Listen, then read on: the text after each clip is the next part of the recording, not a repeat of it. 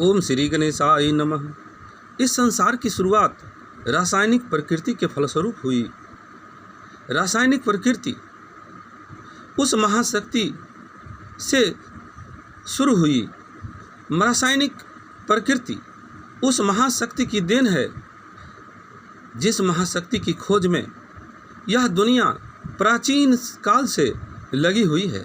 वह महाशक्ति जो हम सबको आकर्षित कर रही है, वह महाशक्ति जिसके कारण संसार के सभी पिंड, इस ब्रह्मांड के सभी पिंड संतुलन की स्थिति में है।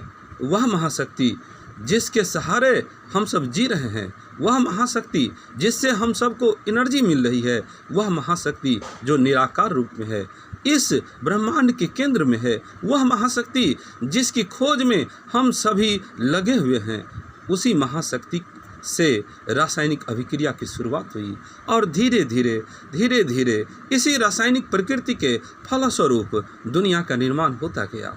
वह महाशक्ति जो इस ब्रह्मांड के केंद्र में है, उसका दर्शन मैं आपको करा सकता हूँ। ईश्वर जो निराकार रूप में है, उसका आभास मैं आपको करा सकता हूँ। यदि आपको विश्वास हो तो मैं उन सारी प्रक्रिया को समझा सकता हूँ जिसके फलस्वरूप रासायनिक प्रकृति के कारण इस दुनिया का निर्माण हुआ। आप सब भ्रम में न रहें, आप सब इधर उधर की बातों में मत जिए। इस रासायनिक प्रक्रिया के कारण, रासायनिक प्रकृति के कारण ही इस दुनिया का आरंभ शुरू हुआ और रासायनिक प्रकृति के कारण ही यह दुनिया अभी तक चल रही है। यह कर्म का सिद्धांत रासायनिक प्रकृति के कारण ही चल रहा है।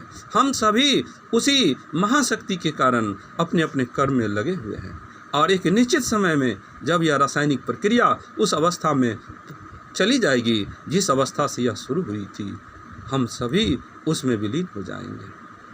आपको हम इस बात से रूबरू करा सकते हैं, इस बात का दर्शन करा सकते हैं जिससे यह दुनिया शुरू हुई थी।